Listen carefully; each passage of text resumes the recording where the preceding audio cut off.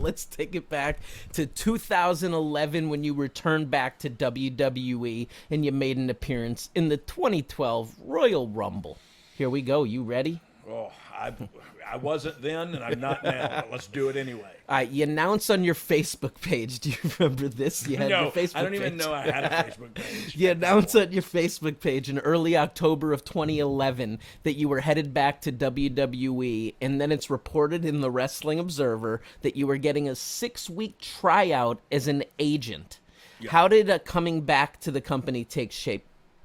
So, look, this is a great story, and it's a great story about friendships in my life and relationships in my life, and what I believe, and this is just me, God, people putting in my life that kind of carry me when I don't know what to do on my own. Thank you, Ryan, for doing this podcast, because that's exactly what you're doing right now. But Hunter called me and said, "Hey, what do you think about coming back and doing what we used to do, the backstage skits with DX and how we used to do that stuff? I think we could do that again together and be successful." And I said, "Well, heck yeah, I will." So he said, okay, cool. Let me get to work on it. Well, he worked on it, and it took him several tries because Vince was not keen on the idea. And look, totally understandable why he was not. I'm a known active, or at the time active, drug addict, in active addiction, and not making good life choices, and so that was the last thing he remembered of me, and so he was a hard sell to get me to try out there. And how long had you been sober at that point?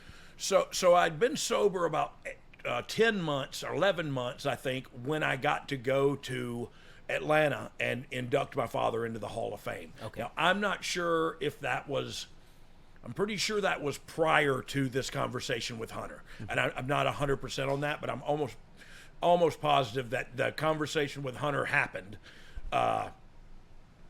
prior to all this. So really, I'm confused now, and I don't have any idea what I'm talking about. But look, he called me and said that. In the interim, I got to go and induct my father in the Hall of Fame, and by doing that, I also got to go the day of the rehearsals and everything and spend some time with Vince, Kevin Dunn, just apologize to some people and look some people in the eye and shake their hands, and you know what I mean? Just kind I of. was going to ask you, when did you actually bury the hatchet with Hunter from the previous shoot interviews and all the other types of stuff to make it where he reached out to you? So to his credit, he never said a thing about any of that, and he just kind of thought, you're doing what you got to do to survive, or what. I don't know what he thought, because we didn't talk about it. And so, right, wrong, or indifferent, that never came up. But he believed in me. He believed I could bring something to the product. And yeah, so they brought me in for a little bit to try me as a producer or an agent. So that's what I did. And we'll talk about exactly when I started and what pay-per-view and all that here shortly.